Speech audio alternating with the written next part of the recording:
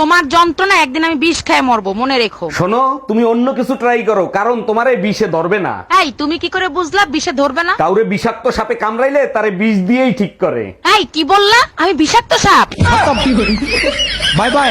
দোস্ত, তোর জীবনের বড় সর্বনাশটা কে করছে? কয়জনের নাম নেব আমি যারা আমার সর্বনাশের জন্য দুহাত তুলে দোয়া করছে?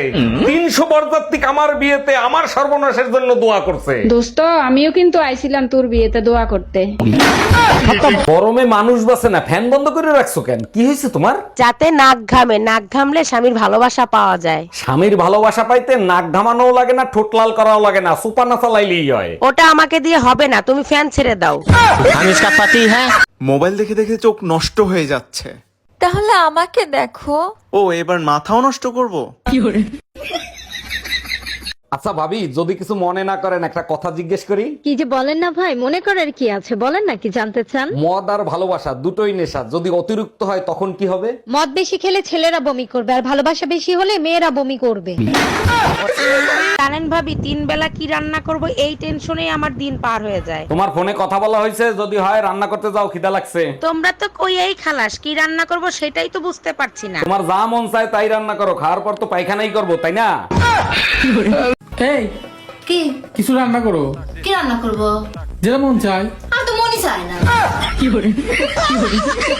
জানো, ছেলের ডিমান্ডের কারণে আমার বোনের বিয়েটা আবার ভেঙে গেল। এই যৌতুকের কারণে কত মেয়ের জীবন যে নষ্ট হইলো।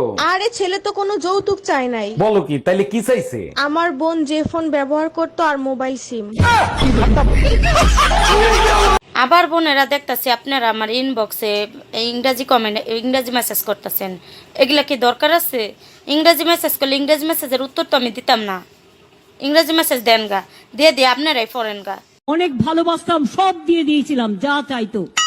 আমি একটু অন্ধবিশ্বাস করি, বলতে পারেন আমি একটু গাধা আছি, আমি একটু বোকা আছি, আমি একটু সহজ সরল মানুষের মতো বিশ্বাস করে ফেলি তাড়াতাড়ি, তাতে আমায় ঠকতেও হয়। কিন্তু ঠকেও আমি মজা পাই যে বিশ্বাসঘাতর মুখোশ খুলে যায়, আমার মুখোশ খোলে না, বিশ্বাসঘাতকদের মুখোশ খুলে যায়, কারণ আমার মুখোশ নেই। শোনো, এমন কোনো কাজ করো না যাতে তুমি ধোকা খাও। আরে বোকা, বিবাহিত ছেলেরা কখনো ধোকা খায় না। তা ঠিক, বিয়ের পরে ছেলেরা অনেক বুদ্ধিমান হয়ে যায়। বিয়ে করে যে এত বড় ধোকা খায়, তারে ধোকা দেবে কোন শালায়? এই কি বললা তুমি? সেদিন আমার হাজবেন্ড আমাকে বলতেছে, বিয়ের আগে যখন তোমাকে রাস্তা দিয়ে যেতে দেখতাম তখন দেখতাম কি সুন্দর নিচের দিকে তাকিয়ে যাইতা, তখন তোমাকে কি ভদ্র আর কি মিষ্টি লাগতো।